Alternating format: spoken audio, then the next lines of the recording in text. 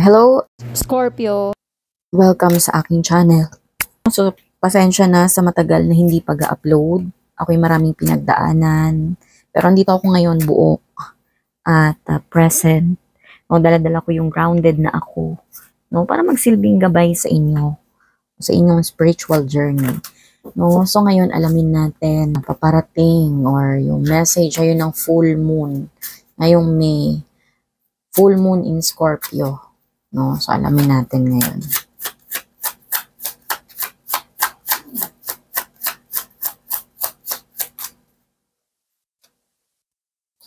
So, Seven of Pentacles. Ngayon, full moon is nafe-feel mo siguro ngayon na parang kung hanggang kailan ba itong pinagdadaanan mo. Gano'n, nagbibilang ka na yung mga effort na mga nagawa mo, no? Hindi lang dito sa tinatrabaho mo, no? Kundi yung pagtulong mo sa kapwa, pagbibigay mo ng mabuting intensyon sa kapwa, no? Binibilang mo yun kung kailan mo makakamit yung mga gusto mong marating sa buhay or yung gusto mong ma-achieve. Parang lalambing kay Lord or sa universe na mabait naman akong tao. Parang gano'n, no? Mabait naman akong tao, universe, no? Mapagkakatiwalaan naman ako, masipag naman ako, ganyan, no? Kailan ba darating yung hinihingi ko? Parang something yung ganyan na aura, yung nakikita ko, no? Na aura mo ngayong full moon, no?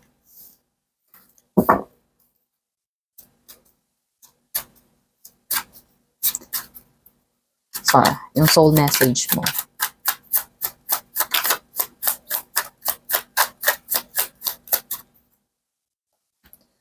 So, sinasabi sa'yo dito ng higher self mo, yung mga gabay mo, no, na kahit na nahihirapan ka, isurrender mo yun. Universe or kay Lord, no. Alam nyo, isa yan sa batas ng, malakas na power yan, yung surrender, no. Isa yan sa batas, may batas ng universo, no. Yung law of surrendering, yung tinatanggap mo na lang lahat ng bagay, hindi ka na nagrereklamo, no, hindi ka na naninisi, tinatanggap mo na lang, no, kahit napagod ka na, parang feeling mo talaga hindi mo nakakayanin, no, isurrender mo itong nararamdaman mo, no, ito yung sinasabi sa iyo ng mga guides mo, ng mga angels mo dito, no, na magkaroon ka ng new perspective, na bigyan mo ng way yung sarili mo na itong pinagdadaanan mo ngayon na hindi ka komportable.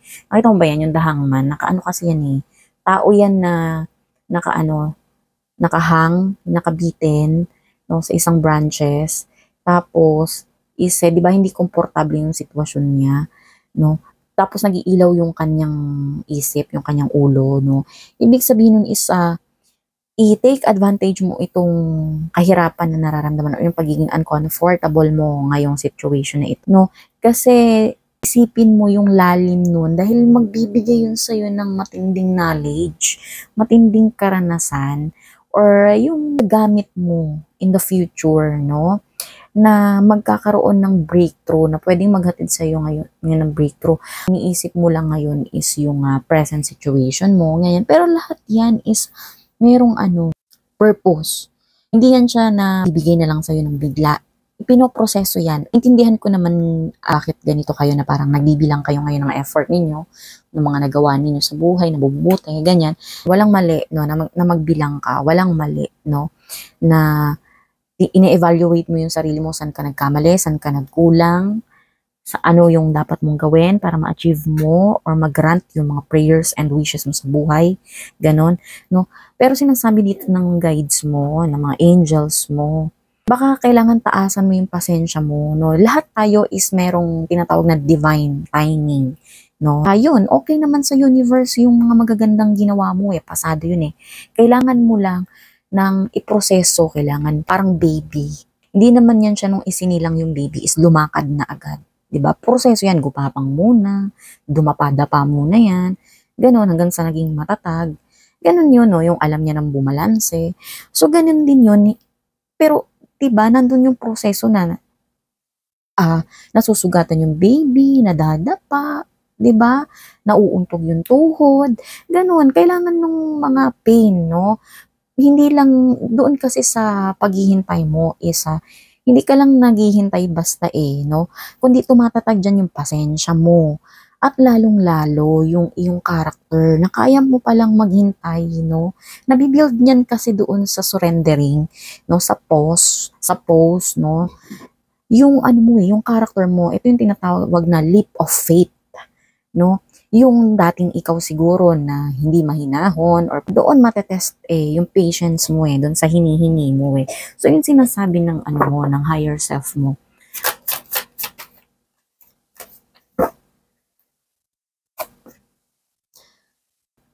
Nababagalan ka ngayon nababagalan ka sa sitwasyon, parang ganon. Is, hinahanap mo kasi yung soul purpose mo, malamang yun nasa paligid mo is, feeling mo na parang napag-iiwanan ka na.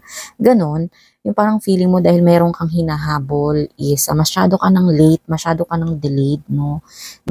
Yun yung feeling mo na, hindi lang naman ito para sa akin, hindi naman self-centered yung intention ko. Sabi dito ng The Hermit card no, na okay naman yung ano mo yung intention mo hindi self-centered, no, para sa nakararami, no, mabuti, no, yung mga ginagawa mo isa, hindi ka naman gumagawa ng palihim, patago, or illegal, ganon, no, kine-question mo yun, pero walang mali doon, no, natural yun, sinasabi dito ng card. Yung The Hermit is, natitrigger ka lang kasi feeling mo masyado kang delayed, no, yun, hinahanap mo yung sagot doon sa mga tanong kung tama pa ba itong landas na tinatahak mo. Doon ka natitrigger kaya ka parang nagmamadali or parang kang naiinip or binibilang-bilang mo yung mga bagay na wala pa or hindi pa dumadating sa'yo. See? Okay. Kailangan mo i-release dito yung mga posibilidad, yung lagi mong pagtatanong na, paano kung mag-change na lang kaya ako ng path? Yung halimbawa kung sa trabaho ka, yung tipong ganito, no? Parang konti naman ang sahod ko dito, mabuti naman akong empleyado, no? Kaysa doon sa na-hire, nagbagong na-promote lang, mas okay naman ako doon.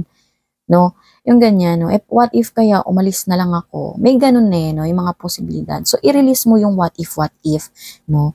Malamang sa ibang sitwasyon ninyo is hindi na talaga nakakabuti sa inyo dahil merong imbalance, hindi, malamang yung iba sa inyo siguro is parang hindi ka na-appreciate, no, ng mga tao sa paligid mo or siguro sa workplace mo ba yan, dun sa field, basta sa field of work mo or maybe sa mga taong yun nga nasa paligid ninyo. Pero sinasabi dito ng card the Fool, no? Alisin mo yung mga ganung possibility na what if mag-change muna ako. Kasi ang hinihingi sa'yo ng card dito is yung katatagan, no? Yan, no? Yung mahirap yung posisyon nitong hangman Pero isurrender mo daw yun, no? Na parang maghintay ka pa ng konti kasi may darating sa'yo na sagot. May enlightenment I-accept mo yung sitwasyon mo na kung nahihirapan ka. Hindi proseso mo yung sitwasyon mo, yung emotion mo, no, na mahirap, matagal akong naghihirap na sa ganitong sitwasyon ko, no, iproseso mo yan. Kasi, may darating may matututunan ka dyan at saka yung paghihintay, no, dyan mabibuild, no, yun nga, yung katulad ng sinabi ko kanina, dyan mabibuild yung character mo. Nasa isang loop ka nakikita ko dito, alam mo yung spiral, yung parang spring, di ba yung spring is paikot yan, paikot. Ikaw is nahuhulog ka parang doon palagi sa isang sitwasyon na hindi mo gusto, no? Yung uncomfortable ka, no? Pero walang mali doon, no? Ang kailangan mo dito, kung bakit ka palaging nahuhulog doon sa sitwasyon na yon, sa loop na yon na tinatawag, is kailangan mo ng pasensya. Pwedeng baguhin mo yung strategy mo. Ganon, no? Yun nga, kung masyado kang mainipin, gusto mo lagi kasi may movement, may ibang movement, no? Pero this time nga is yung movement na maaaring mong gawin is i-pause and surrender, no? Sa card to galing, message to ng card. No, kailangan mo munang i-sacrifice yung mga ganong iisipin mo. And ganito, ang tingnan mo ang pattern of behavior mo din. Meron bang chance sa buhay mo, or sitwasyon sa buhay mo, na dati parang ganyan din, nahihirapan ka. No, tapos inalisan mo.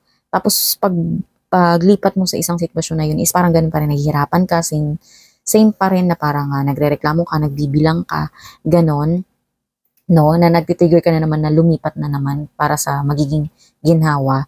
no? Naisip mo ba yun na parang paulit-ulit lang yung nangyayari pero magkaibang sitwasyon, magkaiba lang ng bagay or ng tao pero parehas lang na parang iniiwanan mo, no? Yun yung loop na tinatawag. So meron kang kailangan na meron kang kailangan harapin doon, no?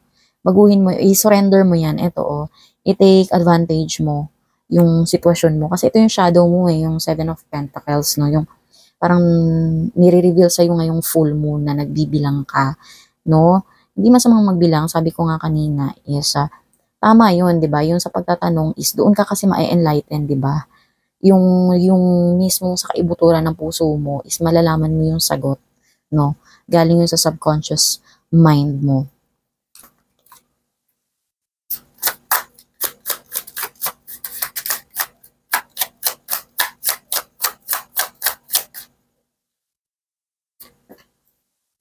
Alam mo, kakasabi ko lang ng subconscious mind, no? Sa kaibuturan ng puso mo lumabas.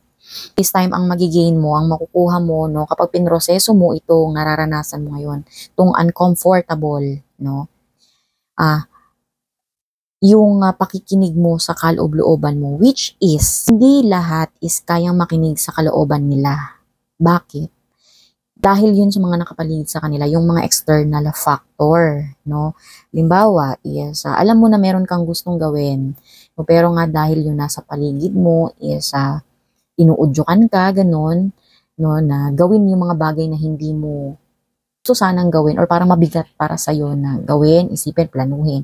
Pero ito, the High Priestess, no? Ito yung magiging pagbangon mo, ito yung magiging rebirth mo, no? Sinasabi nga yung full moon, no? Na ano ka na every time na makuha mo yung flow, harmony, no, ng mga plano mo, ng mga iniisip mo, ng kilos mo, ng alignment, no, matututo ka ng makinig sa kaloob-looban mo at re-respetuhin mo yun, no.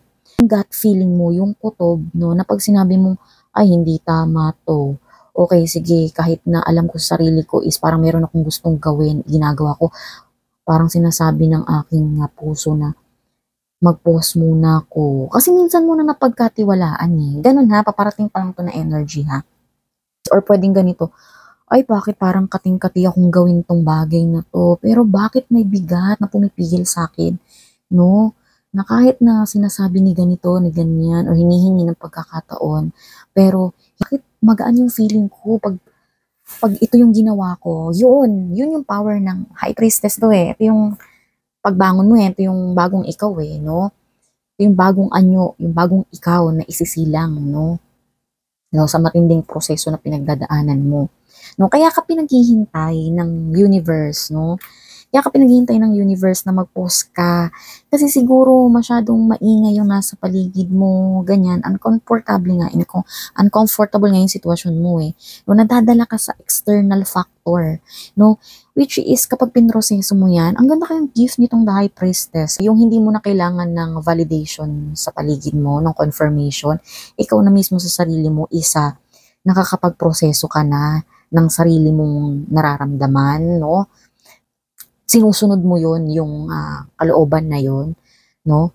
And most of the time, yung mga taong nakikinig sa kanilang intuition is nagiging kontento sa kanilang sarili. Malamang sa iba may judgment, gano'n naman ang tao, may gawin ka ng mabuti or maganda, is meron yan silang masasabi. Pero ikaw sa sarili mo, kung alam mo na kontento ka or tama yung ginawa mo, so ito yung bagong ikaw, no? Energy is a fluid. Pwedeng magbago itong sitwasyon mo or yung readings na ito.